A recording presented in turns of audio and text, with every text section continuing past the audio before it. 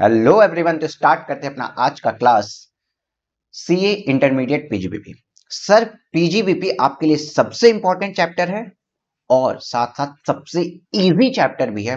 बहुत ज्यादा time killing नहीं है, उल्टा ये एंटरटेनिंग चैप्टर है। बहुत मजा आता है इस चैप्टर को करने में। इस चैप्टर का जो मोस्ट इंपॉर्टेंट या प्राइमरी टॉपिक अगर हम कहें, डेप्रिसिएशन, जिसको हम अभी समझेंगे। देख लीजिए, इलस्ट्रेशन नंबर 1 के अंदर भी आपसे पूछता है डेप्रिसिएशन की कैलकुलेशन करना। डेप्रिसिएशन को हम समझेंगे अभी। सर, दूसरी बात, क्या इस चैप्टर को स्किप किया जा सकता है? तो अ बिग नो, इस चैप्टर को आप स्किप नहीं कर सकते। इस चैप्टर के क्वेश्चंस आपको मिलेंगे ही मिलेंगे।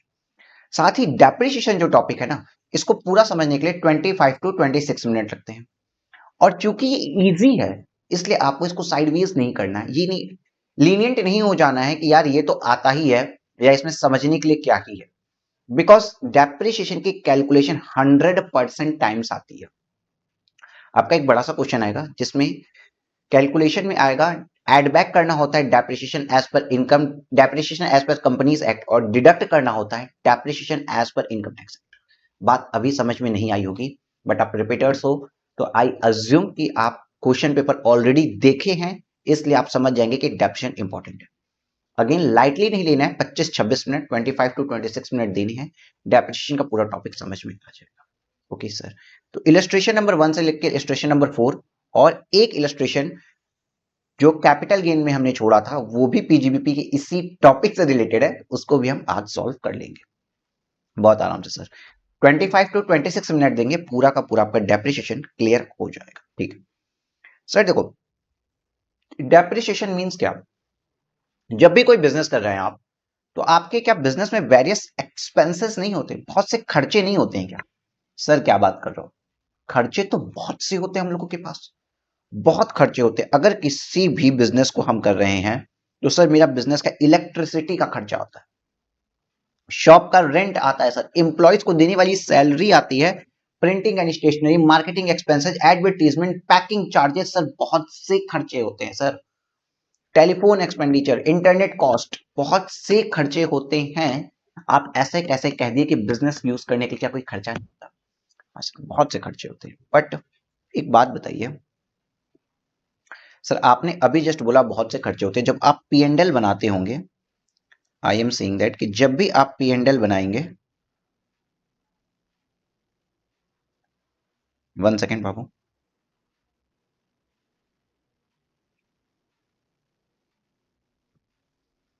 जब भी आप पी एंड एल बनाएंगे तो क्या होगा? सर, जब भी आपने पी एन एल बनाया, तो आप यहां पे लिखते हैं खर्चे, टू एक्सपेंसेस में आप लिखते हैं कि सर टू सैलरी, बिकॉज वो उसी पीरियड का खर्चा था। आपने क्या बनाया? For the period. आप जब भी कोई पीएल बनाते हैं, आप लिखते हैं फॉर द पीरियड 2022 टू 2023, या for the year ended 31 March 2000, 31 of March 2024। आप इस तरीके से लिखते हैं। तो इस पीरियड में जो खर्चा हुआ, एक्सपेंस हुआ, मान लीजिए 2000 रुपीज का, सैलरी का खर्चा हुआ 5000 रुपीज का, आपका एडवर्टीजमेंट का खर्चा हुआ 10,000 रुपीज का, तो उस पीरियड का जो खर्चा हुआ वो आप वहां पे लिखते हैं।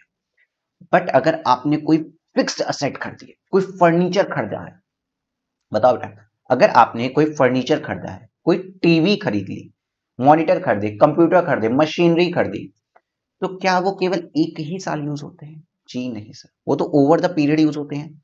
अज्यूम करिए आपने एक टेबल खरीदी अपने ऑफिस के लिए, तो 4 साल 5 साल यूज हो रही है।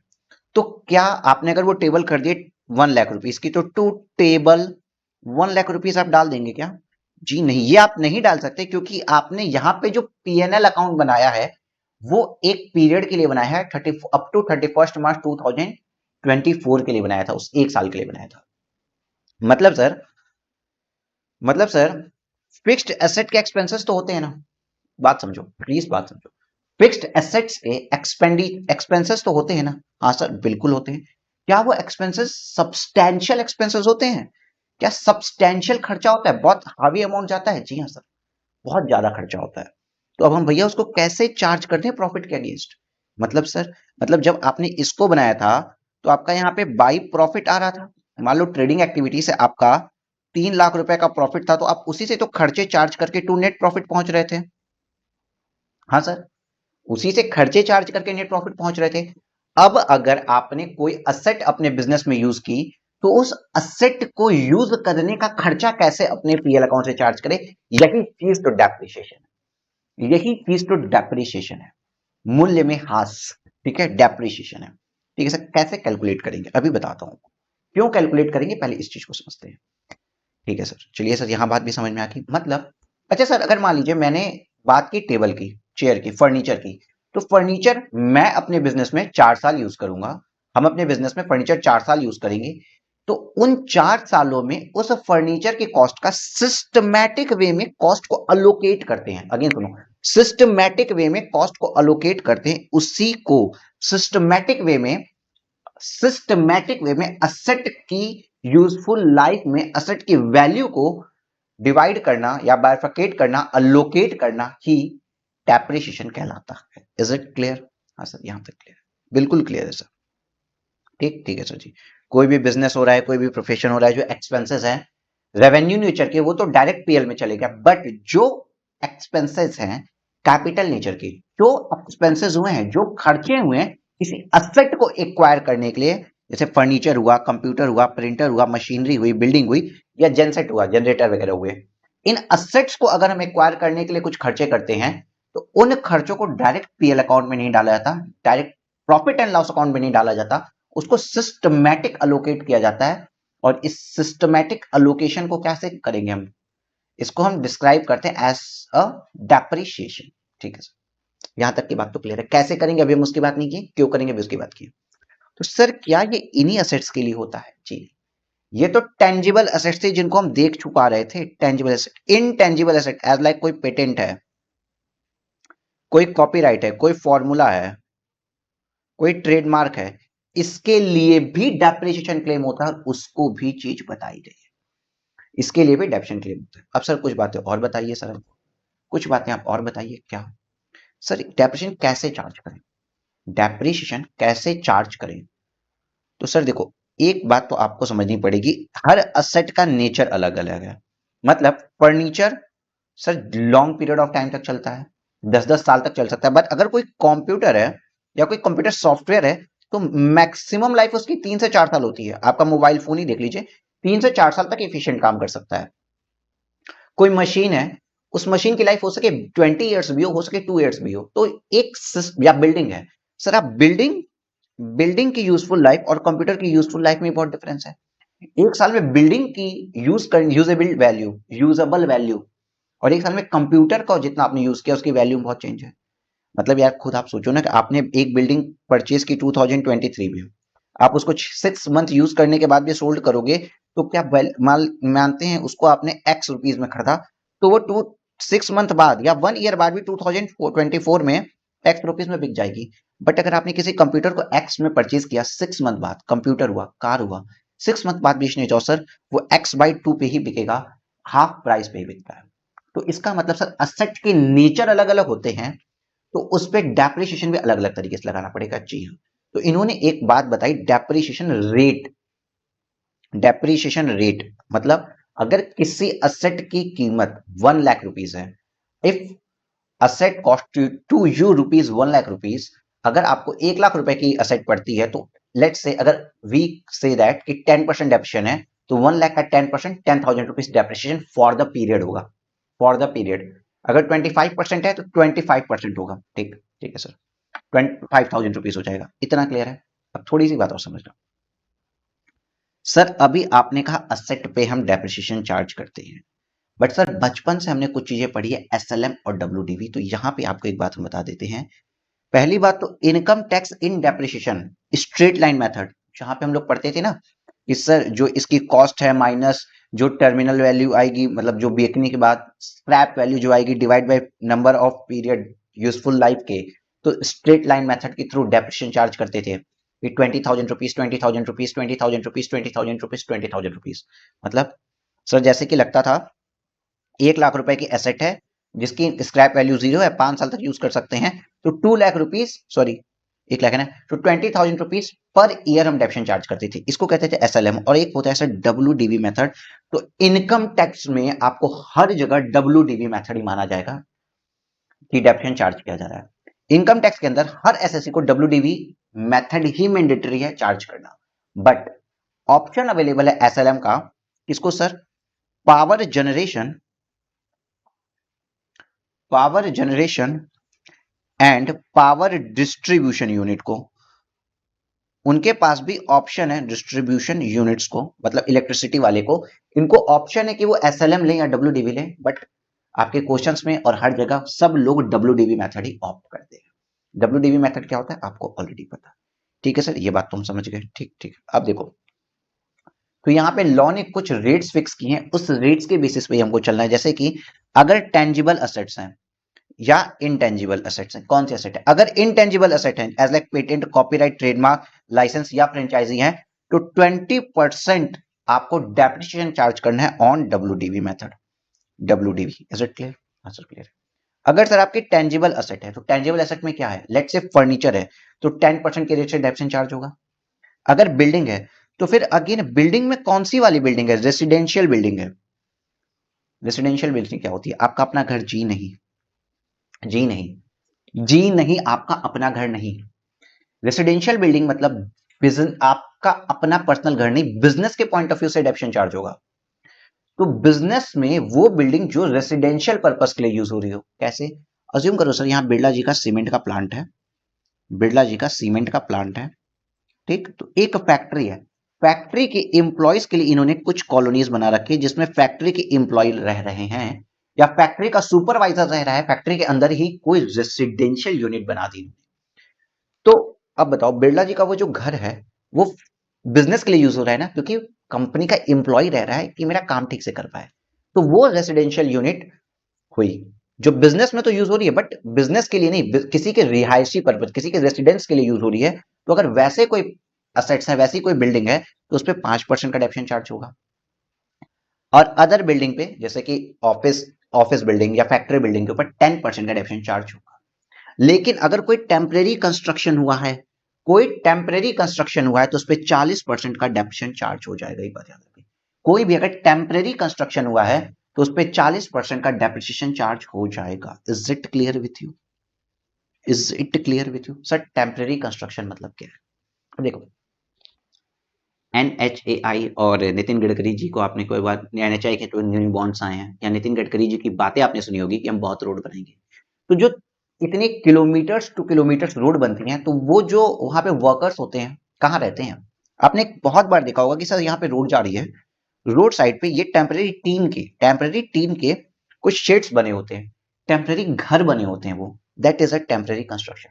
जब आपका कोई घर बन रहा होगा, तो आप देखेंगे एक टेम्परेरी कंस्ट्रक्शन, एक टेम्परेरी रूम बनाया जाएगा जिसके अंदर वर्कर रह रहे होंगे, आपके essential elements as like cement या जो भी इक्विपमेंट्स होते हैं वो सब उसमें रखे होंगे, पानी की मोटर होगी जिससे आपका कंस्ट्रक्शन वर्क हो पाए। तो वहां पे एक टेम्परेरी कंस्ट्रक्शन होता है, उसकी उसको हम बात कर रहे हैं यहाँ पे, टेम्परेरी कंस्ट्रक्शन को।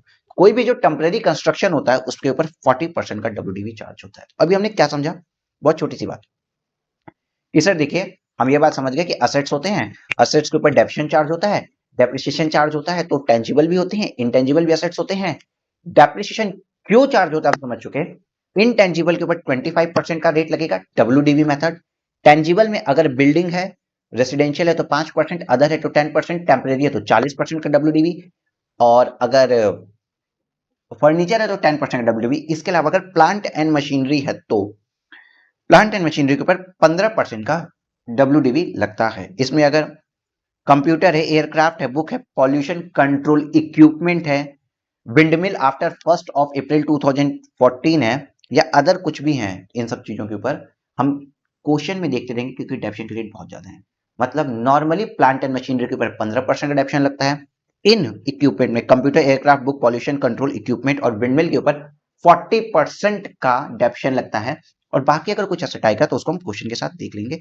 ये इतना मोटा मोटा आपको लर्न करना पड़ेगा, याद करना। ठीक है सर जी, कुछ बातें हम समझ गए, बट कुछ क्वेश्चन सुनिए, कुछ क्वेश्चन सुनना पड़ेगा आप लोगों को, कुछ क्वेश्चन सुनना पड़ेगा भाई साहब। भाई साहब केवल 14 मिनट में कुछ क्वेश्चन सुनना पड़ेगा। क्या?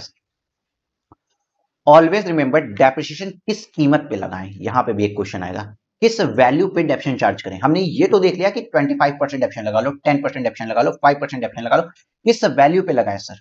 तो कहा जाता है depreciation on actual cost to assessee. Depreciation on actual cost to assessee. अगर क्वेश्चन में कहीं आ रहा है कॉस्ट टू एसएससी क्या है पहले इसको समझो, और अगर कहीं क्वेश्चन में मार्केट वैल्यू दिया है तो मार्केट वैल्यू को कभी कंसीडर नहीं करते, मार्केट वैल्यू को कभी कंसीडर नहीं करते। एक्चुअल कॉस्ट टू एसएससी क्या होता है, पहले इस बात पे हमको ध्यान देना पड़ेगा क्वेश्चन सॉल्व सही करने के लिए। यूज ऑफ असेट क्या हो रहा है, यूज असेट का क्या हो रहा है और उसको कब पुट टू यूज किया जा रहा है, इस चीज को भी ध्यान देंगे। और डेज का कैलकुलेशन किस पर्पस के लिए करेंगे, कभी डे वाइज यहां पे डेप्शन नहीं लगता है, तो डेज का यूज क्या है उस चीज को समझेंगे। ठीक है सर, अभी इस चीज को हम समझते हैं, अभी इस चीज को समझते हैं। ठीक है सर जी, अब हम इस चीज को समझते हैं। अज्यूम करो सर कि एक असेट आ गई आपकी 1 जनवरी 2018 को, जनवरी नहीं सितंबर लेते हैं, 1 जुलाई 2023 को असेट को हमने क्या किया, परचेज। ठीक, और इसको हमने यूज किया सर, इसको हमने यूज किया और इसको हमने हमने अच्छा सुनो सुनो सर, इसको हमने परचेज तो कर लिया बट हम इसको इस्तेमाल ही नहीं कर रहे हैं, ये केस हो सकता है। तो क्या इसको डेप्शन चार्ज करें? Answer is no. जिस ईयर में परचेज किया अगर उस ईयर में पुट टू यूज नहीं किए तो बाई डेप्शन चार्ज नहीं हो सकता, पहली बात। दूसरी बात सर, अज्यूम करिए प्रॉफिट बहुत ज्यादा जा रहा था मेरा, 3 करोड़ प्रॉफिट जा रहा था, तो इस कंपनी ने क्या किया, तो एक परचेज कर दी मशीनरी 10 करोड़ की, 10 करोड़ की मशीनरी परचेज कर दी जिससे 15% का ये डेप्रिसिएशन चार्ज कर पाए, तो 1.5 करोड़ का डेप्शन आ जाए। और इसने कब किया, 28 मार्च 2024। तो आप एक बात बताइएगा सर, मार्च के दो 28, 29, 30, 31 केवल मार्च के 4 डेज के अंदर क्या इसने 1.5 करोड़ का खर्चा बुक कर लिया एज अ डेप्रिसिएशन? क्या ये लॉजिकल था? ये प्रैक्टिसेस अच्छी नहीं थी। तो उन्होंने बोला भाई इस तरह तो साल के किसी भी दिन आप असेट खरीद लेंगे और कहेंगे कि अब मैंने असेट खरीद लिया तो मेरे खर्चा क्लेम कर दो। तो इन्होंने बोला भाई आपके असेट खरीदने की डेट से हमको कोई मतलब नहीं है, परचेज की डेट से कोई मतलब नहीं होता। जब आप असेट को एक्चुअल में पुट टू यूज करते हैं ना, असेट को अपने बिजनेस में इस्तेमाल करने चाहते हैं, उस डेट को माना जाएगा कि वो असेट बिजनेस में यूज हुई है और उस डेट से डेप्शन लगेगा, उस डेट को माना जाएगा असेट पुट टू यूज है, उस डेट से डेप्शन लगेगा। इट मींस अगर इस असेट को किसी असेट को 1 जुलाई 2023 में परचेज किया गया था और उसको 31 जनवरी 2024 में पुट टू यूज किया गया है, put to use same financial year है, ये सेम फाइनेंशियल ईयर है 23-24, 23-24। ठीक है, तो माना जाएगा कि उस पर डेप्रिसिएशन का खर्चा इस डेट से आना चाहिए जिस डेट से पुट टू यूज हुआ है। Always remember, is it clear with you? हाँ सर, ये वाली बात भी क्लियर है। तो सर अब इसको किस तरीके से सर हम देखते हैं, हमने इस चीज को तो आपने बता दिया, तो हम इसको किस तरीके से देखते हैं, तो इस चीज को आपको मैं समझा रहा हूं। सर देखिए 31 मार्च 2024 की बात है, तो सर यहाँ पे कहा जाता है हम क्या डेज का कैलकुलेशन करने बैठेंगे, एक एक दिन बैठ के जोड़ते घटाते रहेंगे? नहीं, एक सिंपल सा रूल आया है दोस्त, एकदम सिंपल सा एक रूल है, इस रूल को आपने देखना है, एकदम सिंपल बात। अगर वो असेट हमारे बिजनेस में यूज हुई है 180 डेज और मोर, अगर असेट हमारे बिजनेस में यूज हुई है 180 डेज और मोर, या तो फिर असेट हमारे बिजनेस में यूज होगी लेस देन 180 डेज। तो अगर 180 डेज और मोर यूज हो गई तो उस पर फुल रेट से डेप्शन चार्ज कर दो, और अगर लेस देन 180 डेज हुई है तो उस पर हाफ रेट से डेप्शन चार्ज कर दी। ये एक रूल बना दिया। मतलब अगर जैसे यहां पे देखिए ये आपकी मशीनरी थी जो 1 जुलाई 2023 को लिए, तो इस डेट से कोई मतलब नहीं। पहली बात हम देखेंगे पुट टू यूज की डेट, तो पुट टू यूज की डेट आ गई सर 31 जनवरी 2024। आराम से बात समझना, आराम से बात समझिए, कुर्सी पे आराम से रेस्ट करिए, ये सब कुछ लिखने की नीड नहीं है, अभ्यास सीरीज आपको मिल चुकी है, आराम से आप क्लासेस देखिए, सॉल्यूशन हो जाएगा, 35 आवर्स में कोर्स कंप्लीट हो जाएगा, सारे क्वेश्चन हो जाएंगे, स्ट्रेस नहीं लेना है, बस बात सुननी है।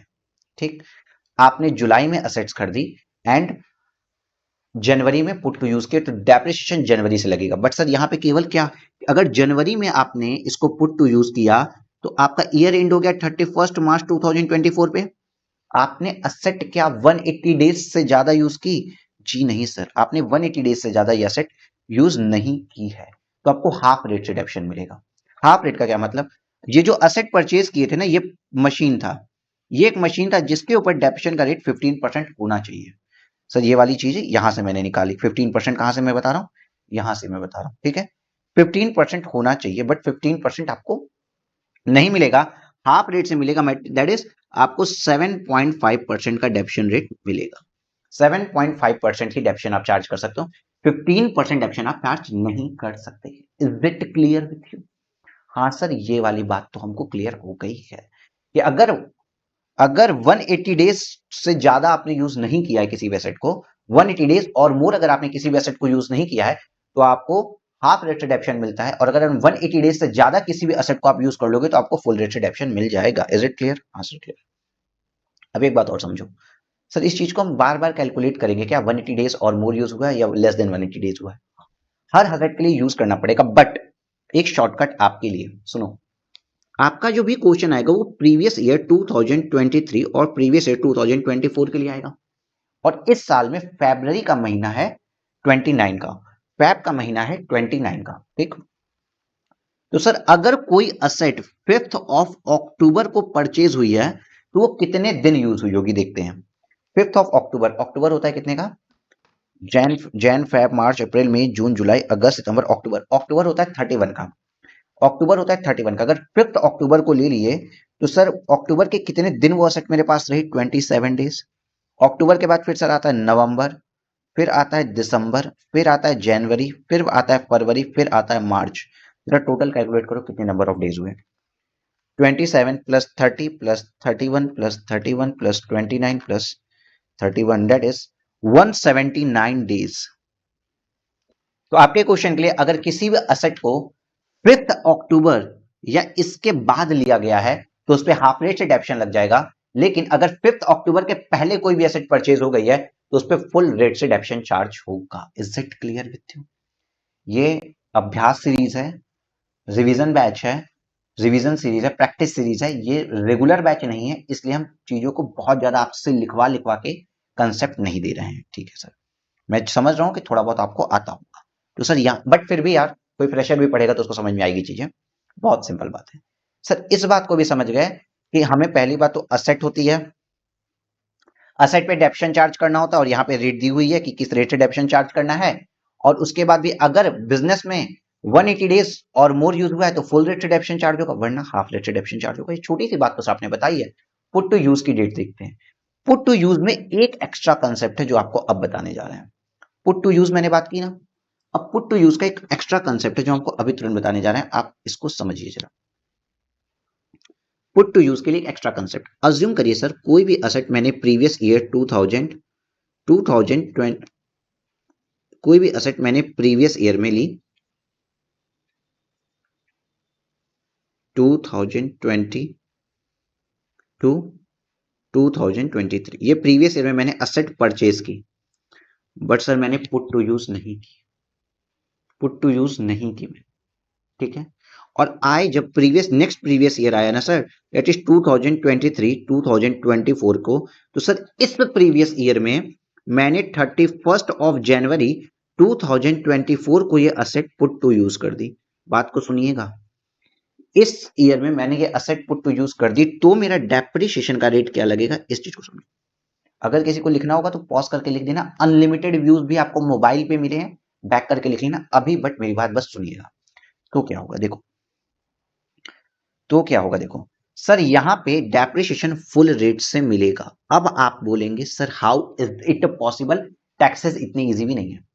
How it is possible, because sir यहाँ पे ये पुट टू यूज तो लेस देन 180 डेज है, बट ये जिस प्रीवियस ईयर में परचेज किए थे क्या उसी प्रीवियस ईयर में पुट टू यूज किए, तो नो।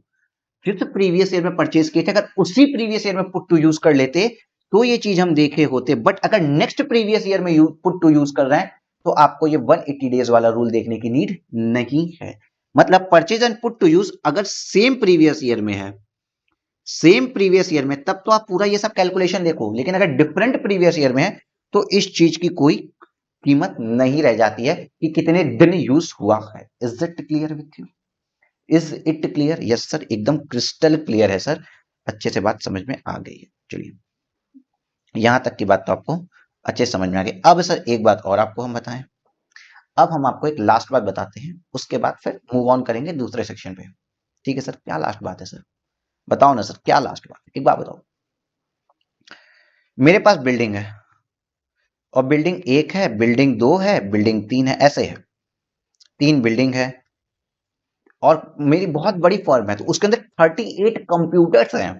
तो सर कंप्यूटर नंबर 1 से लेके ऐसे ऐसे 38 कंप्यूटर हैं। डेस्क, बेंचेस, जो फर्नीचर हुआ, टेबल समझिए, सिर्फ और सिर्फ सर टेबल मेरे पास 98 टेबल्स हैं। तो टेबल 1, टेबल 2, टेबल 3, टेबल 1, ऐसे 90 टेबल है। तो सर क्या डेप्रिसिएशन सब पे एक एक इंडिविजुअल एसेट पे लगाते हैं? तो it is a big no, it is a big no. Because भाई आप एक बात बताओ, टीसीएस उठाते हैं, लाखों कंप्यूटर पड़े हैं, एक एक कंप्यूटर पे अगर वो डेप्रिसिएशन क्लेम करेंगे ना कि serial number 1 computer, serial number 2 computer, तो सर वो कर चुकेगा। तो सर यहां पे एक कंसेप्ट आया ब्लॉक वाइज का, यहां पे एक कंसेप्ट आया ब्लॉक वाइज का, मतलब कि सर जितन डेप्रिसिएशन इस सेक्शन के अंदर डब्ल्यूडीबी पे तो चार्ज होगा, बट ब्लॉक वाइज चार्ज होगा। अब ब्लॉक का क्या मतलब है? कुछ असेट्स को मिला के एक ब्लॉक बना दिया जाएगा, यही मतलब है। ब्लॉक वाइज का मतलब क्या है कि सेम नेचर हो और सेम रेट हो तो उसको सेम ब्लॉक में कहते हैं। मतलब क्या है, समझा रहे हैं। सेम नेचर सेम असेट, याद रखना। मतलब सर मान लीजिए बिल्डिंग है, तो बिल्डिंग के अंदर जो रेसिडेंशियल वाली बिल्डिंग है जिसपे 5% से डेप्शन चार्ज होता है, वो 7 बिल्डिंग्स हैं। तो सर इस 7 बिल्डिंग को ना एक साथ एक ब्लॉक बना के डेप्शन क्लेम किया जाएगा। उसी के बाद अगर कोई प्लांट एंड मशीनरी है सर, प्लांट एंड मशीनरी में मान लीजिए सर यहाँ पे 15% रेंट, 15% के कुछ प्लांट एंड मशीनरी है, कुछ 40% के पॉल्यूशन कंट्रोल वाले प्लांट एंड मशीनरी है।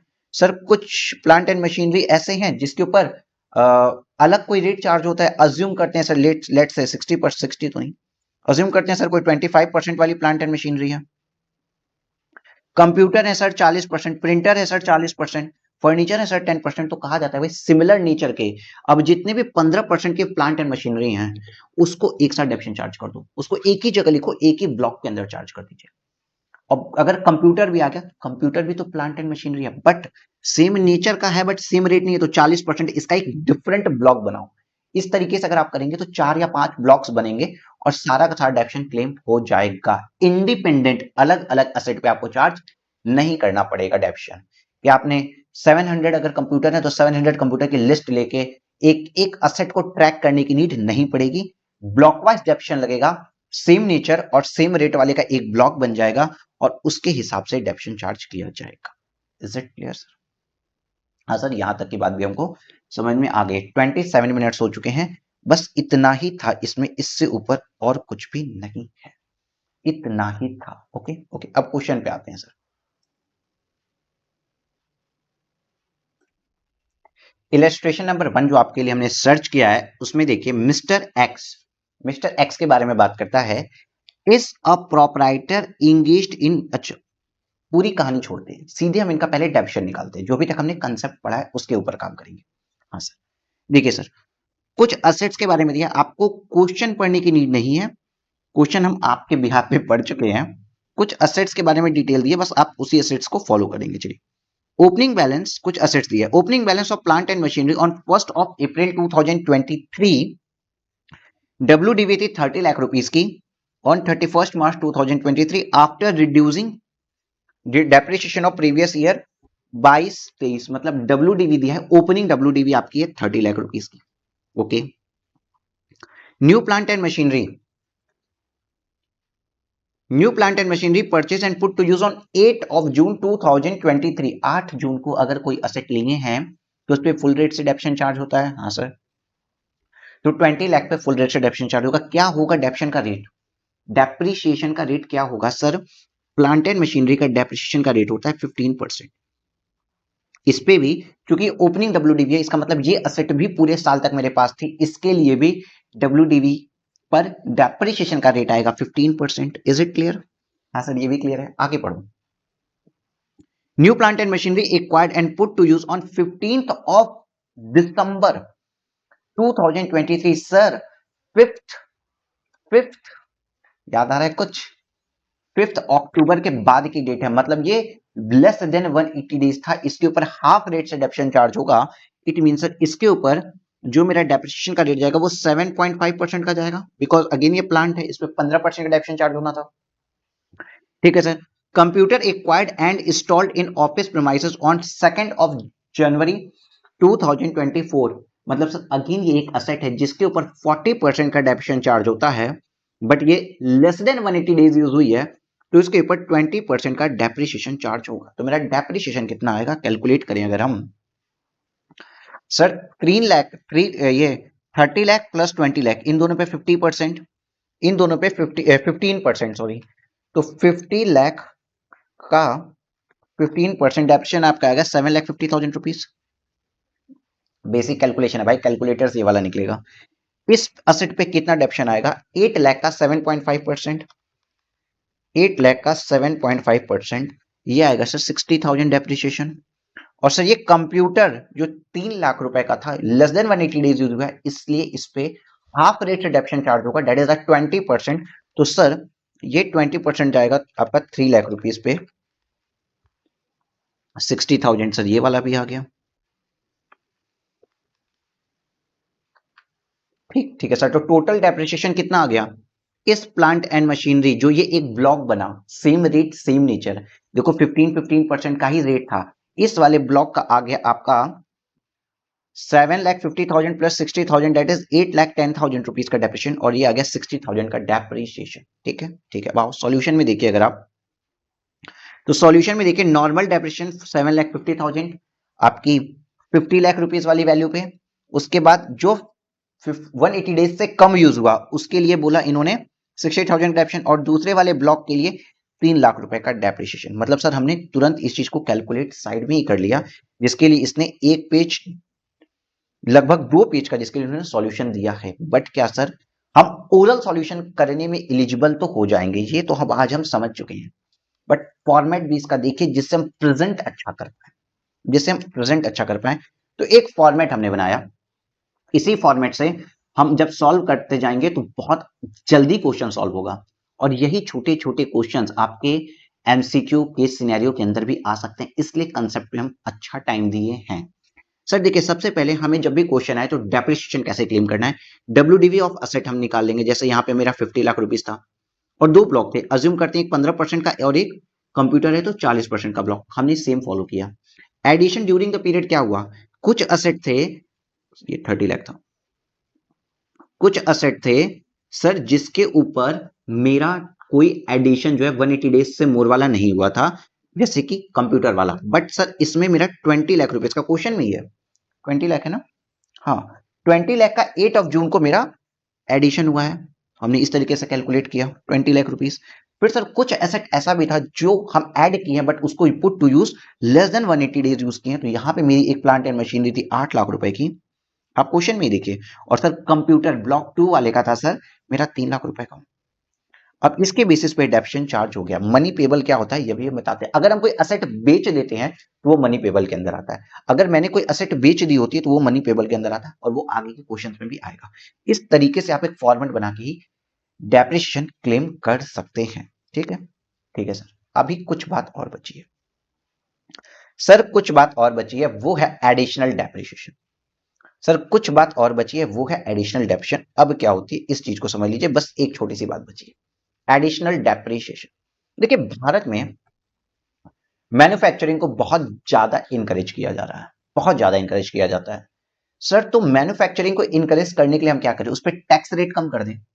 ठीक है, तो टैक्स रेट, प्रॉफिट को लेस टैक्स इंपैक्ट बनाने के लिए हम टैक्स रेट कम कर सकते हैं। साथ ही साथ जो कि कॉर्पोरेट टैक्स रेट अगर आप देखिए तो 30% और 25% आता है, साथ ही साथ उनका खर्चा ज्यादा अलाउड कर दें, खर्चा ज्यादा अलाउड कर दें। खर्चा ज्यादा अलाउड कैसे कर सकते हैं, पीएल के डेबिट में जो जो चीजें आती हैं वो खर्चा है, तो किसी को एक्स्ट्रा खर्चा अलाउड करा दें। तो इन्होंने एक चीज निकाली एडिशनल डेप्रिसिएशन नाम की, सिर्फ और सिर्फ मैन्युफैक्चरर्स के लिए।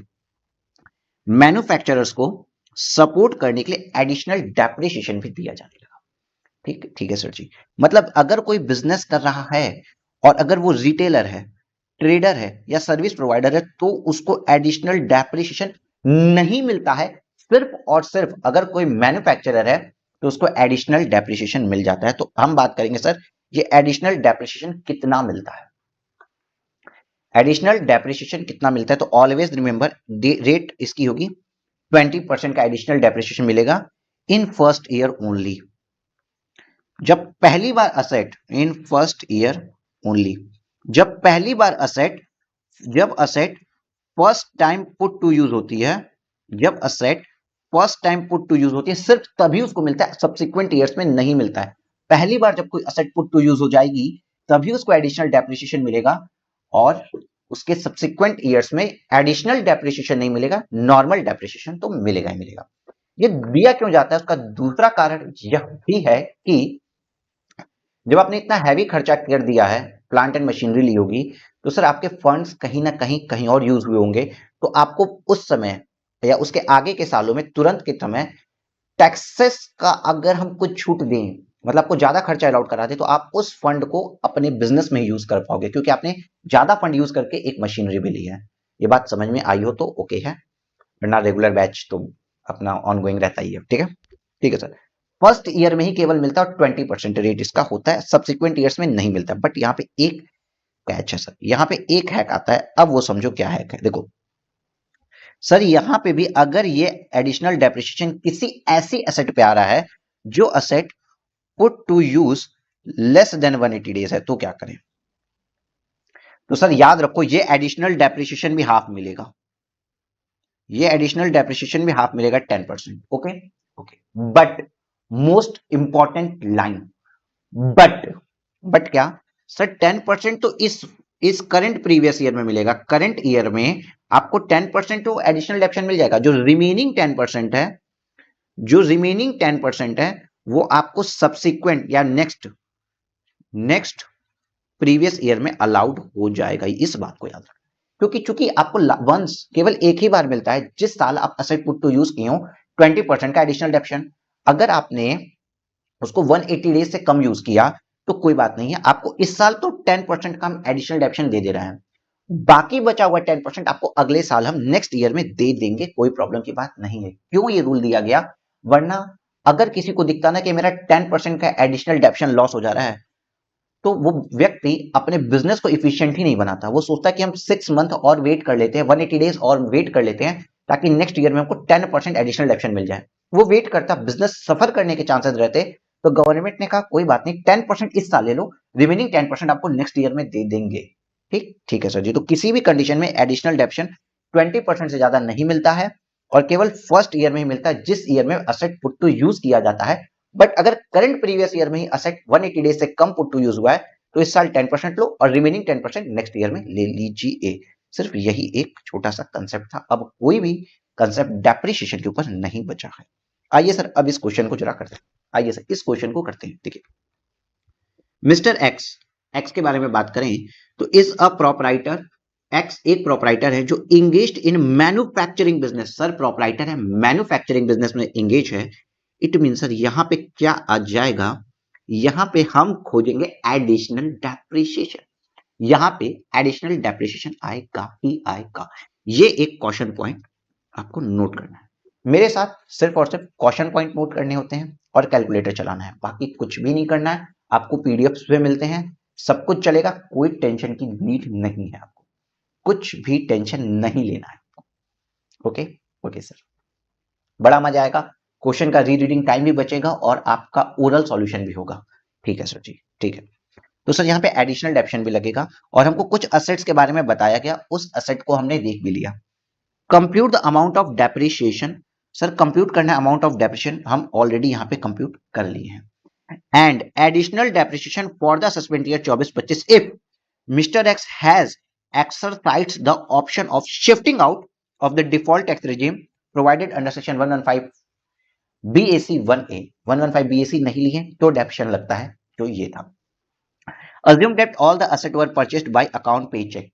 देखिए, अगर आपने असेट्स को अकाउंट पे चेक से नहीं लिया, एंड मतलब account payee check, NEFT, RTGS या इन सब जो भी भीम पे, यूपीआई वगैरह से अगर आपने नहीं लिया है, और अदर मोड से लिया है, और असेट की वैल्यू 10,000 रुपीज से ज्यादा है, तो उस पर डेप्रिसिएशन क्लेम नहीं होता है। तो इसीलिए यहाँ पे बोल दिया कि असेट्स अकाउंट पे चेक से लिए गए हैं, इट मींस डेप्रिसिएशन मिल जाएगा। ठीक है, डेप्रिसिएशन कितना मिलेगा ये तो पता चल गया। एडिशनल डेप्रिसिएशन बताइए कितना मिलेगा। तो first of all sir 30 lakh पे तो एडिशनल डेप्रिसिएशन मिलेगा ही नहीं।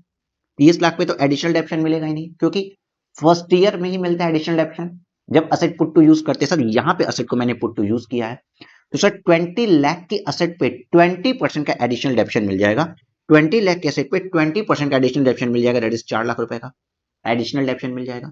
उसके बाद इस 8 लाख वाली असेट पे, इस 8 लाख वाली असेट पे सर 8 लाख वाली असेट पे जो असेट हमने पुट टू यूज कर दी है उस पे भी हमको एडिशनल डेप्रिसिएशन मिलेगा, लेकिन 10% का मिलेगा बिकॉज ये asset less than 180 days use हुई थी।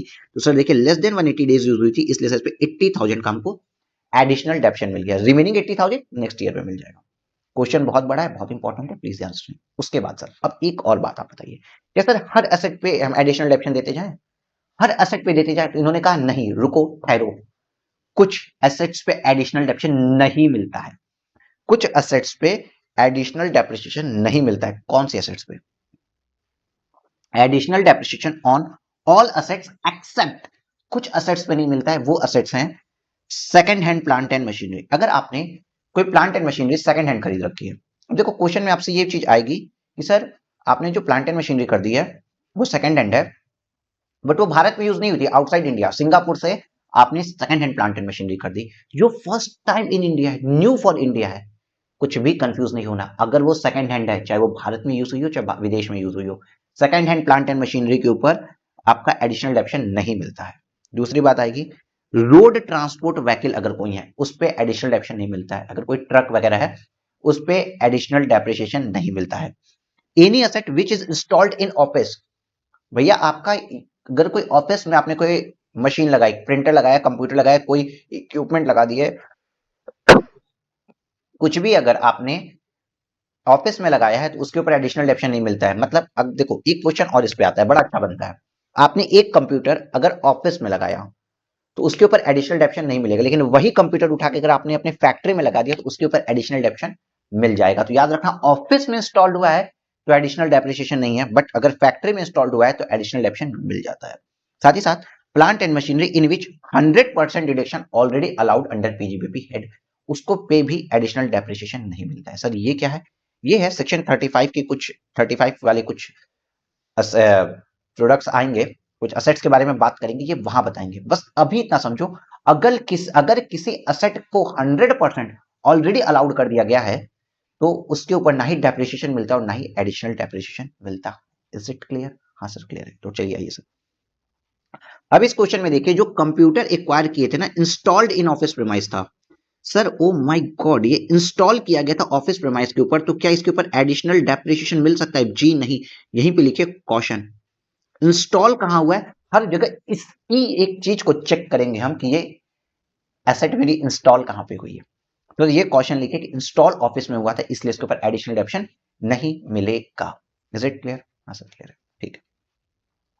तो सर टोटल डेप्रिसिएशन मेरी 750, 60,000 और 60,000 आएगी, एडिशनल डेप्रिसिएशन 4 लाख और 80,000 आएगी। जरा टोटल अगर आप ऐड करिए तो 7,50,000 प्लस 60,000 प्लस इसके ऊपर ये 4 लाख, यहाँ पे ये आ गया 4 lakh plus 4 lakh, sir total आपका 12,90,000 प्लस ये कहाँ गया ये 60,000 इसका, सॉरी 80,000 इसका प्लस 80,000, दैट इज 12,90,000 का सर आपका टोटल डेप्रिसिएशन आ रहा है, इंक्लूडिंग एडिशनल डेप्रिसिएशन इस वाले ब्लॉक का। और कंप्यूटर वाले ब्लॉक का सर 3 लाख का 20% 60,000 रुपीज से डेप्रिसिएशन आ रहा है। प्लीज कैलकुलेट कर लो, हम लोग सब कुछ ऑलरेडी लिख लिया। अब इसको एक बार हम आपको इससे भी पढ़ा दे रहे हैं जिससे एकदम डेप्रिसिएशन के सारे क्वेश्चंस क्रिस्टल क्लियर हो जाएं, टेंशन की नीड ही ना रहे और आपके आगे के सारे क्वेश्चन एकदम इजीली सॉल्व। अभी मैं 5 क्वेश्चंस कराऊंगा, कैपिटल गेन का भी क्वेश्चन करवाऊंगा, सब कुछ इस एक क्लास के अंदर खत्म हो जाएगा। चलो दिखा रहे हैं आपको। सर देखिए पेपर वहां पे कुछ भी आ सकता है, पेपर अच्छे से करके आने, May 24 नवंबर 24 जो भी अपियर हो रहा है भाई पास होके दिखाना है, 100% पास होना है। टैक्सेस में हम आपके साथ हैं। ओके सर, सबसे पहले इन्होंने क्या किया, कंपुटेशन किया return on value of plant and machinery already given in question. ये देखिए ये सब कुछ गिवन इन क्वेश्चन है। क्या opening balance 30 lakh given in question, add किए थे प्लांट एंड मशीनरी, मेरा वही फॉर्मेट यूज हुआ, यहाँ पे देख लीजिए। More than 180 days 20 lakh, less than 180 days 8 lakh, 3 lakh का ये मशीन ऐड किए, टोटल 58 लाख की प्लांट एंड मशीनरी है जिसपे 15% से डेप्रिसिएशन चार्ज होता है और 40% वाला आपका ये वाला ब्लॉक है, 2 ब्लॉक बन गए। क्वेश्चन के फॉर्मेट का समझो, 2 ब्लॉक बन गए। रेट्स याद करने पड़ेंगे और बाय डिफॉल्ट लगभग सारे रेट याद हो जाएंगे, ठीक है। अब composition of plant and machinery included in the WDV, तो उन्होंने इतना कहा भाई यहाँ पे ये जो 20 लाख रुपए है ये अलग हो गया, ये 8 लाख रुपए पे डेप्शन अलग लगा दो, और 20 लाख और 8 लाख पे एडिशनल डेप्शन लगेगी और इस 3 लाख पे डेप्शन लगेगी। इस बात को इन्होंने यहाँ किया है, इस वाले को आप, इन्होंने ये दिखाया, बारफिकेट किया कि कौन सा प्लांट एंड मशीनरी 180 दिन से कम यूज हुआ है, कौन सा प्लांट एंड मशीनरी 180 दिन से कम यूज हुआ है, कौन सा ज्यादा यूज हुआ है। इसका बायफिकेशन की एडिशनल टेबल बनाई है। आप जब क्वेश्चन करिए तभी कर लीजिए, बिकॉज आपको पता है यहाँ पे मैंने डेट लिखी है, 5th के बाद अगर हुआ है, डेट तो लिखी थी मैंने, 5 अक्टूबर के बाद अगर होता है, 5 अक्टूबर या उसके बाद अगर एसेट खरीदे हैं तो सर वो लेस देन 180 डेज है, तो आपको ये एडिशनल टेबल बनाने की नीड नहीं पड़ेगी। देखो ये केवल इसी क्वेश्चन में बनाया, आगे क्वेश्चन में नहीं बनाया, आपको यहीं पे क्वेश्चन दे रहा हूं। आप सीधे यहाँ पे क्या करेंगे, आप सीधे आप लिखेंगे calculation of depreciation and additional डेप्शन for the assessment year 24-25, 15% of 50 lakh और 15% ऑफ 50 लाख, कहां से 30 लाख प्लस 20 लाख, ठीक, और 7.5% ऑन 8 लाख हाफ और 20% ऑन 3 लाख, आपका ये डेप्शन आ गया। एडिशनल डेप्शन आप कैलकुलेट करेंगे किस पे, ऑफिस एसेट पे मिलेगा नहीं, ओपनिंग वाले पे मिलेगा नहीं, तो 20 लाख जो मैंने खरीदा था उस पे 20% 4 लाख, और जो दूसरी मैंने एसेट खरीदी है 8 लाख की, उसके ऊपर 10% ही मिलेगा 80,000 रुपीज, 80,000। तो सर यहाँ पे 12,90,000 आपका डेप्रिसिएशन प्लस एडिशनल डेप्शन, और ये 60,000 डेप्रिसिएशन का अमाउंट है, और कुछ भी इसमें नहीं है। अब नोट्स पढ़ लो। नोट्स एक बार आपको इसलिए पढ़ा रहे हैं जिससे आपको ये लग जाए कुछ भी ऐसा नहीं है जो आपको बताया नहीं है। एक बार उन चार्ट्स को बना लेंगे या PDF से भी देख लेंगे, आपको चीजें याद होती रहेंगी। बहुत इजी है, आगे और अच्छे समझ में आएगा। देखो, where an asset acquired during the previous year input to use for less than 180 days in the previous year, the amount of deduction allowed as normal depreciation and additional depreciation would be restricted to 50% of the amount computed in accordance with the prescribed percentage. सीधी बात, no बकवास, अगर कोई asset 180 days से कम use हुई है तो depreciation amount हो या एडिशनल डेप्रिसिएशन अमाउंट हो, कुछ भी हो, वो ओनली 50% तक ही अलाउड होगा। अगर 15% का रेट है तो 7.5% तक, अगर 40% का रेट है तो 20% तक, अगर 20% का रेट है तो 10% तक ही अलाउड होगा। ये बात लिखी है। तो इसलिए यहाँ पे इन्होंने बताया कि किस असेट पे क्यों 50% चार्ज किए हैं। दूसरा इन्होंने क्या लिखा कि जो आपका बैलेंस एडिशनल डेप्रिसिएशन ऑन 80,000 बचा है ना, ऑफ 1,60,000 रुपीज, मतलब 8 लाख वाली असेट पे 20% का एडिशनल डेप्रिसिएशन आ रहा था 1,60,000, तो 80,000 तो अलाउड कर दिए, बट जो बचा हुआ 80,000 है, 80,000 being 50% of 1,60,000 rupees would be allowed as deduction in assessment year 25-26, वो नेक्स्ट असेसमेंट ईयर में अलाउड हो जाएगा। ये भी बात हम बता चुके हैं आपको। तीसरा कहते हैं as per section 32(1) additional deduction is allowed in the case of new machinery or plant acquired and installed after 31st of March 2005। इस बात को यहाँ पे लिखिए कि तभी अलाउड होता है, और किस रेट से 20% ऑफ एक्चुअल कॉस्ट पे अलाउड होता है। However, additional deduction shall not be allowed in respect of any machinery or plant installed in office premise, residential accommodation or in any guest house office। Residential house में लगा रहे हो, office में लगा रहे हो या गेस्ट हाउस में लगा रहे हो, तो भाई वहां पे आपको एडिशनल डेप्रिसिएशन नहीं मिलता है। सीधी बात है, फैक्ट्री और ऑफिस, फैक्ट्री बिल्डिंग में ही मिलता है और कहीं मिलता है। अकॉर्डिंगली एडिशनल डेप्रिसिएशन नहीं अलाउ होगा कंप्यूटर जो कि ऑफिस में इंस्टॉल किया गया। ठीक ठीक। एक्चुअल कॉस्ट का मतलब क्या होता है, means the cost to the assessee as reduced by the portion of cost dear to if any as has been met directly or indirectly by any other person or authority। सीधी बात है, cost मतलब cost to SSC जाएगा।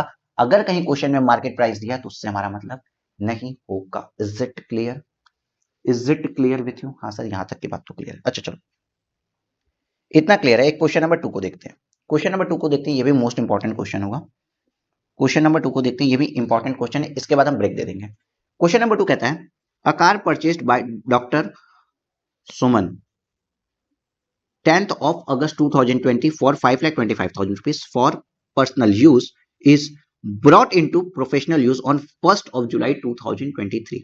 मतलब ये doctor साहब हैं, इन्होंने 10th of August 2020 को एक कार ली, दैट इज प्रीवियस ईयर 2021 में इन्होंने एक कार परचेज की। ओके ओके सर, और इसको इन बिजनेस कब ला रहे हैं, इनको बिजनेस में ला रहे हैं प्रीवियस ईयर 23-24 में बिजनेस ला रहे हैं। 22, 23, 3 साल बाद लगभग 3 सालों बाद ये बिजनेस में ला रहे हैं। और परचेज कॉस्ट कितनी थी? 5,25,000 rupees. Okay, when its market value was 2,50,000 rupees. Again question मैंने बोला था पूरे डेप्रिसिएशन में मार्केट वैल्यू से कोई मतलब नहीं है, तो जहां मार्केट वैल्यू दिखा आपने काट देना है। जहां मार्केट वैल्यू दिखा आपने यहाँ पे क्या करना है? काट देना है। और यहाँ पे क्वेश्चन लिख लीजिए, पूरा क्वेश्चन लिख लीजिए। ओके ओके सर, ठीक है। पूरे क्लासेस में आपको हम 50 to 60 क्वेश्चन पॉइंट्स बताएंगे जहां पे आप गलती नहीं करेंगे और क्वेश्चन जल्दी सॉल्व होगा। उसके बाद बोलता है compute the actual cost of car and the amount of depreciation for the assessment year 24-25 assuming the rate of depreciation is 15%। Car पे डेप्रिसिएशन का रेट 15% है, तो एक्चुअल कॉस्ट आपको निकालनी है, डेप्रिसिएशन निकालना है। तो डेप्रिसिएशन बताओ क्या होगा? डेप्रिसिएशन बताओ, अभी तक जो पढ़ा है उसी के हिसाब से बताओ। सर एक्चुअल कॉस्ट पे डेप्रिसिएशन निकलता है, एक्चुअल कॉस्ट तो थी मेरी थी 5,25,000 रुपीज, और इस पे डेप्रिसिएशन निकलता है तो कहा 15%। क्यों? क्योंकि ये 180 डेज से ज्यादा यूज हुई है। यहाँ पे देख लो 1 जुलाई को लिए हैं, तो सर 5,25,000 रुपीज का 5,25,000 का 15% आ गया आपका 7,8750। 7,8750 सर, यही डेप्रिसिएशन हो जाएगा। आप कुछ भी नहीं कर सकते। आप कहेंगे कि सर आज गाड़ी की वैल्यू वो थोड़ी है, इससे मतलब नहीं है, डेप्रिसिएशन आपको इतना ही मिलेगा। क्यों? क्योंकि डेप्रिसिएशन मिलता है एक्चुअल कॉस्ट टू एसएससी। ये इंपॉर्टेंट है, लॉ है, ऐसा ही है लॉ। देखो, as per section 43(1) the expression actual cost would mean the actual cost to assessee, actual cost of asset to assessee, actual cost of asset to assessee. Sir देखिए, इसीलिए मैं यहां बार बार आपसे कहता हूं कि टैक्सेस के लॉ को पढ़ना अलग है और अप्लाई करना अलग बात है। मैं आपको यहाँ एप्लीकेबिलिटी इसीलिए पढ़ा रहा हूँ कि आपका रिजल्ट अच्छा जाए। ठीक है sir. The purchase price of car is 5,25,000। Therefore the actual cost of the car to doctor S market value 2.5 lakh on the then date, sorry यहाँ पे देयरफॉर द एक्चुअल कॉस्ट क्या हो गई? 5,25,000 रुपीज हो गई। एक सेकंड अगेन सुनो, the purchase price is 5,25,000 rupees is therefore the actual cost of car to doctor साहब ये 5,25,000 rupees, 5,25,000 rupees actual cost to assessee है। मार्केट वैल्यू जो 2,50,000 है ना, on the date when asset is brought into the profession, जब asset business में लाई जा रही है उस समय जो मार्केट प्राइस है वो इररिलेवेंट है, उसका कोई मतलब नहीं होता है। ठीक है सर, इस बात को भी समझ गए, इस बात को भी हम समझ गए। अब क्या समझे? Therefore amount of depreciation on car as per section 32 for the assessment year 24-25 would be 78,750 being 5,25,000 rupees 15%। अब बताओ सर, सेम आंसर। अब जी लाइफ में आपके ये वाला क्वेश्चन आप करके जाओ, वहां पे इसके ऊपर केस स्टडी आ जाए, किसी एमसीक्यू में डाल दिया, किसी केस सिनेरियो के पार्ट में भी उन्होंने डाल दिया, अब आपसे गलती होगी ही नहीं। आप कुछ सोचोगे ही नहीं, आप ब्लर ही नहीं होंगे, कंफ्यूज ही नहीं होंगे, क्योंकि आप क्वेश्चन करके गए। क्वेश्चन करके जाने का यही फायदा है। और अगर इस तरीके से हम क्वेश्चन कराएंगे तो आप तुरंत जिन चीजों को समझ जाओगे ना कंसेप्चुअल क्लैरिटी के साथ, वो शायद सेल्फ स्टडी में एक बार आता है कि ऐसा क्यों हो रहा है। यहाँ पे मैं आपको बता रहा हूं कि हाँ ये ऐसा हो रहा है क्योंकि एज पर लॉ है, आपको कंफ्यूजन भी नहीं होगी। और अगर कोई भी कंफ्यूजन हो, हर बच्चा मुझे व्हाट्सएप कर सकता है। ठीक है सर जी, ठीक है सर जी, ठीक ठीक है, ठीक है।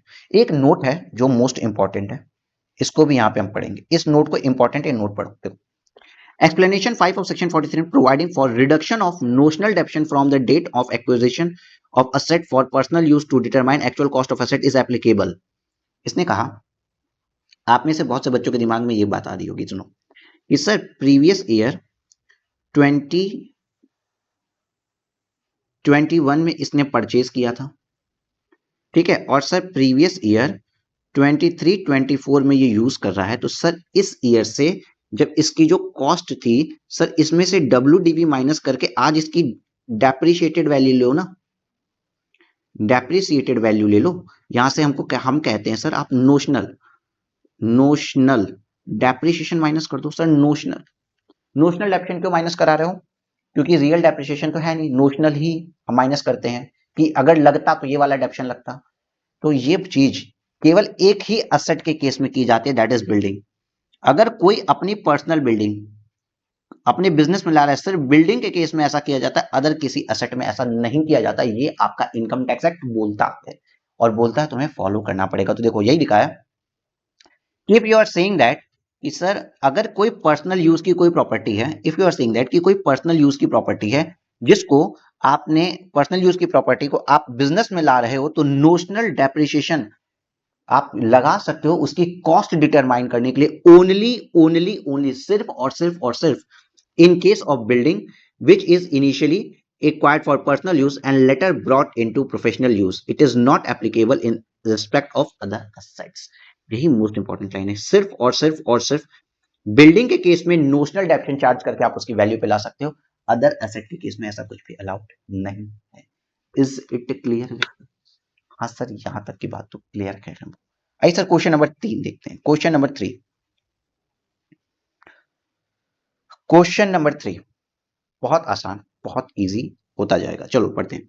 इलस्ट्रेशन नंबर 3, सर अब हम एक सीक्वेंस में समझेंगे चीजों को। इलस्ट्रेशन नंबर 3 कहता है a newly qualified chartered accountant, आपकी बात हो रही है, आपके लिए कह रहे हैं कि आप न्यूली क्वालिफाइड चार्टर्ड अकाउंटेंट हैं, मतलब एक सर्विस प्रोवाइडर है, मतलब यहां एडिशनल डेप्रिसिएशन के बारे में सोचना भी नहीं है। क्लियर है? Mister Dhaval commenced practice and has acquired the following assets in his office during the financial year 23-24। वो अपनी असेट एक्वायर कर रहा है और फाइनेंशियल ईयर जो 2023-24 के अंदर कुछ असेट्स को एक्वायर कर रहा है अपने ऑफिस के लिए। ठीक है? The cost shown against each item, ये कुछ आइटम दिए हैं, 6 आइटम्स उसने खरीदे हैं और जिसकी कॉस्ट दिख रही है। Calculate the amount of depreciation that can be claimed from his professional income for the assessment year 24-25। तो सर कैलकुलेट करिए अमाउंट ऑफ डेप्रिसिएशन को जो उसकी प्रोफेशनल इनकम से चार्ज किया जा सकता है। मगर पूरा क्वेश्चन पूछ रहा है क्या, डेप्रिसिएशन क्या होगा। ठीक है sir ji. Assume that all the assets were purchased by way of account payee cheque. Okay, सीधी बात, हमको डेप्रिसिएशन निकालना है, कुछ नहीं। सबसे पहली बात सर, डेट ऑफ एक्विजिशन और date of put to use किससे मतलब होता है? सर पुट टू यूज से मतलब होता है। क्या हर जगह एक्विजिशन और put to use same year में है? चेक करो, 23।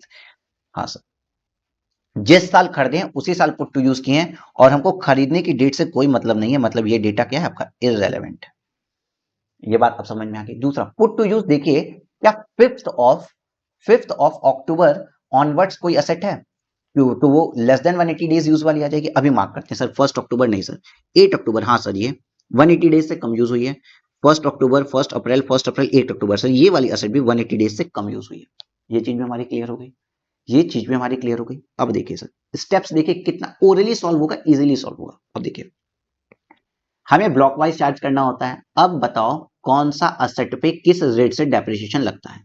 तो computer indicating computer software, sir computer से रिलेटेड किसी भी चीज पे डेप्रिसिएशन का रेट है 40%। कंप्यूटर से रिलेटेड किसी भी चीज पे डेप्रिसिएशन का रेट है सर 40%। ओके, कंप्यूटर से रिलेटेड किसी भी चीज पे डेप्रिसिएशन का रेट क्या है सर, 40%। ओके, तो कंप्यूटर यूपीएस पे भी 40%, कंप्यूटर सॉफ्टवेयर पे भी 40%, कंप्यूटर प्रिंटर पे भी 40%, कंप्यूटर एंड पेरिफेरल्स पे, जहां पे भी आपको कंप्यूटर दिख गया वहां डेप्रिसिएशन रेट है 40%। ठीक, books other than annual publication, sir ये भी 40% के रेट से ही जाती है। मैंने उस चार्ट में भी आपको दिखाया है, जो पहला वाला चार्ट बनाया है। देखो, books other than annual publication 40%। यहां पे अदर देन एनुअल पब्लिकेशंस का क्या मतलब है, इस बात को समझिए।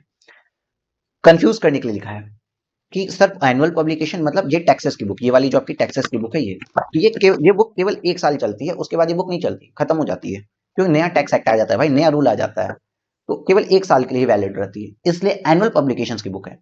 कुछ साल पहले, 4 साल 5 साल पहले, 4 to 5 ईयर बिफोर एगो, एनुअल पब्लिकेशंस की बुक्स पे 100% डेप्शन अलाउड था। तब इस पॉइंट का कुछ सेंस बनता था। आज की डेट में चाहे कोई भी बुक हो, उस पर केवल 40% का ही डेप्शन चार्ज होता है, इसलिए इस बात का कोई सेंस बनता ही नहीं है। तो आज चाहे वो अदर देन एनुअल पब्लिकेशन हो, चाहे एनुअल पब्लिकेशन हो, कोई मतलब नहीं है, डेप्रिसिएशन रेट 40% लगेगा।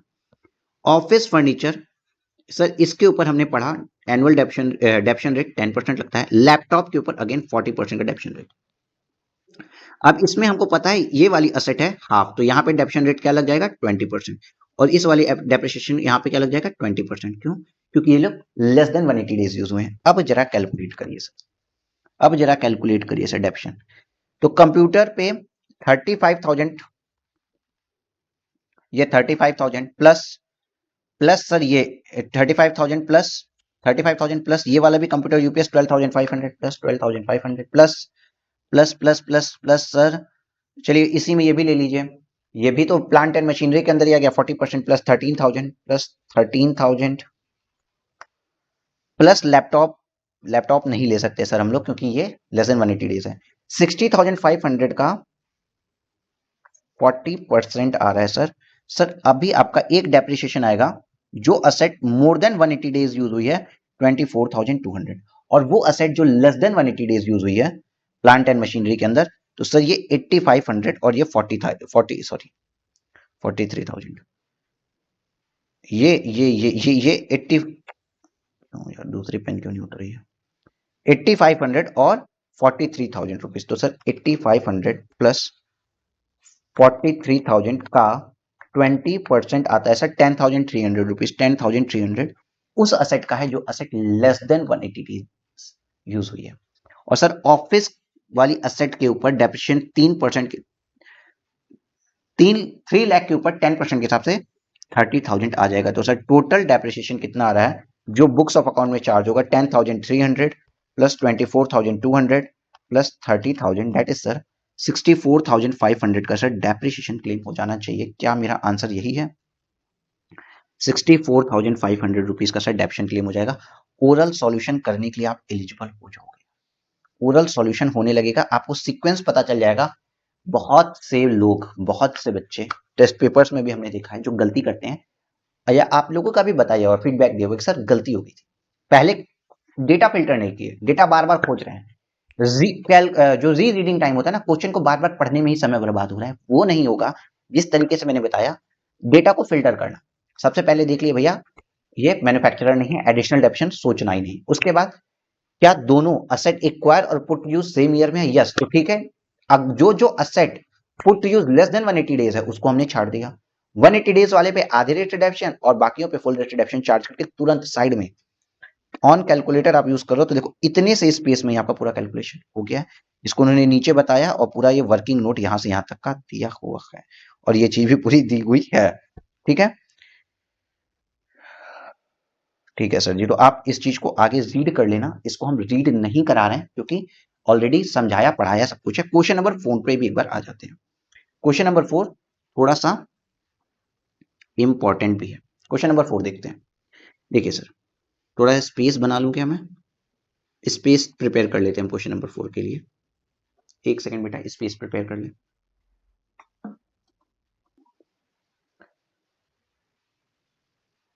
स्टार्ट करते हैं सर अपने इस क्वेश्चन को। ठीक है, मैंने थोड़ा सा स्पेस अपने लिए बना लिया है। इलस्ट्रेशन नंबर 4 बोलता है mister G a proprietor started a business of manufacturer. Manufacture कर रहे हैं ये, ही इज अ मैन्युफैक्चरर। तो sir manufacture of tyre and tubes for motor vehicle on 1st of 1/1/2023, 1st of January 2023। ठीक, कोई बात नहीं। इसके बाद कहता है the manufacturing unit was set up on 1st of May 2033। मतलब प्रीवियस ईयर 23-24 में अब हम चले गए और यहाँ की 1st of May 2023 को मेरा बिजनेस सेटअप हुआ है। उसके बाद बात करें sir, he commenced his manufacturing operation on 1st of June 2023। Manufacturing जो कमेंस हो गई है वो गई है 1st of June 2023 से स्टार्ट हो गई है for the purpose of previous year 23-24। Is it clear? हाँ सर, ये चीज तो क्लियर हो गई। एक अच्छी बात समझ लीजिए, अगर ये मैन्युफैक्चरर हैं तो सर यहाँ पे एडिशनल डेप्रिसिएशन भी आएगा, एडिशनल डेप्रिसिएशन भी आएगा। Is it clear? हाँ सर, क्लियर है। ओके बॉस, अब सर बात करते हैं। The total cost of plant and machinery installed in unit is 120 crore rupees. Total install कितना किए हैं? 120 करोड़ रुपीज टोटल कॉस्ट है तुम्हारी, टोटल कॉस्ट। ठीक, ठीक है सर।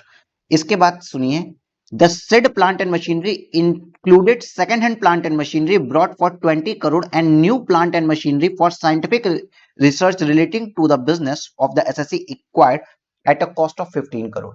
अब सुनो, इसमें माइनस इस 120 करोड़ में अगर आप जानते तो 20 करोड़ पता है कौन सा वाला मशीन है जो सेकंड हैंड है? Second hand plant and machinery. और अगर आपको याद हो तो second hand plant and machinery पे एडिशनल डेप्रिसिएशन नहीं मिलता है, इसलिए उन्होंने बताया। तो सर इस वाले अमाउंट पे एडिशनल डेप्रिसिएशन नहीं मिलेगा। साथ ही साथ सर इसके अलावा जो 15 करोड़ की मशीनरी है वो साइंटिफिक रीजन के लिए आई है। आपका आगे एक सेक्शन आएगा 35, तो 35 सबसेक्शन 1 और सबसेक्शन 2 में आप ये सब चीजें पढ़ेंगे कि यदि कोई plant and machinery scientific research के लिए यूज होता है तो उसके खर्चे को 100% पीएन पे अलाउड करा दिया जाता है, उस पर डेप्शन क्लेम होता ही नहीं है। अगर 15 करोड़ की मशीनरी है तो टोटल 15 करोड़ ही पीएल में चला जाएगा, तो उस वाली मशीनरी के ऊपर भी डेप्रिसिएशन नहीं मिलता। हमने भी पढ़ा है कि 4 असेट्स पे नहीं मिलता था, second hand plant and machinery, road transport vehicle जिसके ऊपर 100% डेप्शन किसी और 100% डिडक्शन कहीं और क्लेम हो जाए। याद है? याद है सर जी। ये देखो चार्ट बहुत दूर चला गया लग रहा है सर। ये रहा पूरा का पूरा, ठीक। और जो ऑफिस ऑफिस वगैरह में इंस्टॉल होती है या रेसिडेंशियल एकोमोडेशन वगैरह में, ठीक ठीक है सर। ये वाला चार्ट याद है हम लोग। अब सर एक बात आई सर, ये चीज भी हम समझ गए, -15 करोड़। तो टोटल किस अमाउंट पे एडिशनल डेप्शन चार्ज होगा? 120 -20 -15 दैट इज 85 करोड़ के ऊपर ही एडिशनल डेप्रिसिएशन जाएगा, जो अभी तक लग रहा है हमको। आगे पढ़ते हैं।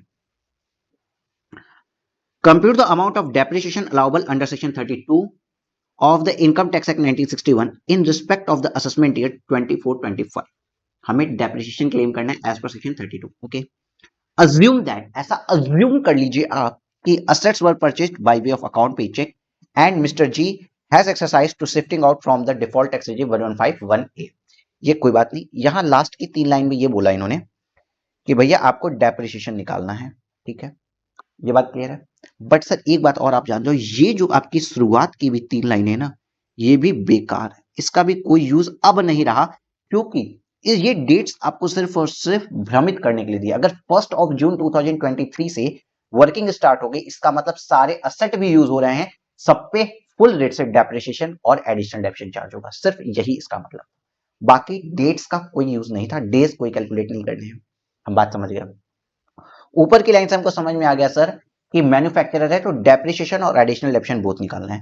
तो सर अगर हम डेप्रिसिएशन निकालें और 120 करोड़ का डेप्रिसिएशन कितना होगा? 120 करोड़, चूंकि प्लांट एंड मशीनरी देख लीजिए, इंस्टॉल मशीनरी जो इंस्टॉल्ड है 120 करोड़ की है, तो 120 करोड़ के लिए अगर हम डेप्रिसिएशन निकालें तो सर 120 करोड़ का 15% के रेट से डेप्रिसिएशन कितना आता है, प्लीज बताओ। 120 करोड़ का 15% के रेट से डेप्रिसिएशन कितना आता है? 120 इंटू 15% सर 18 करोड़ का डेप्रिसिएशन आता है। 18 करोड़ का डेप्रिसिएशन आता है, जो गलत हो गया। अभी मैंने बोला ना यार, आप लोग को 15 करोड़ इस पे भी तो डेप्रिसिएशन नहीं मिलेगा। जो साइंटिफिक रिसर्च के लिए जो मशीनरी आती है उसके ऊपर भी डेप्रिसिएशन नहीं मिलता है। मतलब 120 करोड़ में से 15 करोड़ माइनस करें तो सर आपका बचता है 105 करोड़। 105 करोड़ रुपीस के ऊपर, इसके ऊपर आपको डेप्रिसिएशन मिलेगा 15% के हिसाब से। 105 का 15% आपका लिखो 15.75। और सर 85 करोड़ के ऊपर एडिशनल डेप्रिसिएशन मिलेगा 20% के हिसाब से, तो 85 का 20% सर आपका आता है 17 करोड़। तो सर इन दोनों का टोटल 17 प्लस 15.75, तो सर ये आ गया आपका 32.75। मेरे कैलकुलेटर पे 32.75 का सर आपका डेप्रिसिएशन होगा। Is it 22.75? 32.75 सर, यही आंसर है। इतना इजी था, इस बात को समझो। अगर आपने सिर्फ और सिर्फ ऊपर ऊपर से ना कंसेप्ट्स पढ़ लिए, क्वेश्चन नहीं लगाए, अगेन दिक्कत आएगी। क्यों सर? इस 120 करोड़ में कुछ नॉर्मल असेट्स हैं, कुछ सेकंड हैंड असेट है, और कुछ कौन सी हैं सर? 35 वाली सेक्शन 35 वाली असेट्स है, जो साइंटिफिक रिसर्च है। साइंटिफिक रिसर्च का ये जो 15 करोड़ की असेट थी ना, ये पीएल में, पीएल जो बना होगा टू असेट, 15 करोड़ पूरा एक साथ ही राइट ऑफ कर दिया जाएगा, इसलिए इसके ऊपर ना ही डेप्रिसिएशन मिलेगा और ना ही एडिशनल डेप्रिसिएशन मिलेगा। ठीक ठीक है, तो सर आपका आंसर यहाँ पे नीचे वाला आ जाएगा। देख लीजिए एक बार इसको हम फॉर्मेट देखते हैं। Total cost of plant and machinery 120 crore minus used for scientific research 15 crore की असेट जो साइंटिफिक रिसर्च की यूज हुई उसको हटा देते हैं, तो मेरे पास 105 करोड़ की असेट्स बची, including second hand machinery. Second hand machinery पे भी डेप्रिसिएशन तो मिलेगा, तो डेप्रिसिएशन उस पे आया 15.75 नॉर्मल डेप्रिसिएशन। एडिशनल डेप्रिसिएशन किस पे मिलेगा? सिर्फ और सिर्फ सारे असेट पे मिलता है, उन 4 को छोड़ के, रोड ट्रांसपोर्ट वाले, सेकंड हैंड ऑफिस में जो लगे हैं और जो 100% क्लेम आउट हो चुके हैं। तो ये second hand plant and machinery की वैल्यू हटी, जो 100% plant and machinery used for scientific research are whole, the whole of the actual cost of which is allowed as deduction under section 35(1) subsection 4 read with section 35(2). And 1A। इसको हम आगे के sections में पूरा अच्छे से डिटेल पढ़ेंगे। इतना अनु पूरा खर्चा पीएल में अलाउड हो जाता है, इस पे भी एडिशनल डेप्शन नहीं मिलेगा। मतलब 85 करोड़ पे 20% के रेट से एडिशनल डेप्शन मिला तो 17 लाख आया, तो 32.75 लाख 32.75 लाख आपका टोटल डेप्रिसिएशन हो जाएगा। आगे आप प्लीज प्लीज होल्ड करिए और इन दोनों पॉइंट्स को खुद पढ़िए, इन दोनों पॉइंट्स को खुद पढ़िए, प्लीज आप होल्ड करिए, पॉज करके पढ़ लीजिए। चलो कि 1 मिनट में खुद बता देते हैं। देखो सेक्शन 35(2)A मतलब जो भी असेट्स साइंटिफिक रिसर्च के लिए यूज हुई है, no depreciation shall be allowed in respect of plant and machinery purchased for scientific research relating to assessee's business. भाई कोई साइंटिफिक रिसर्च अपने ही बिजनेस रिलेटेड काम पे तो करेगा।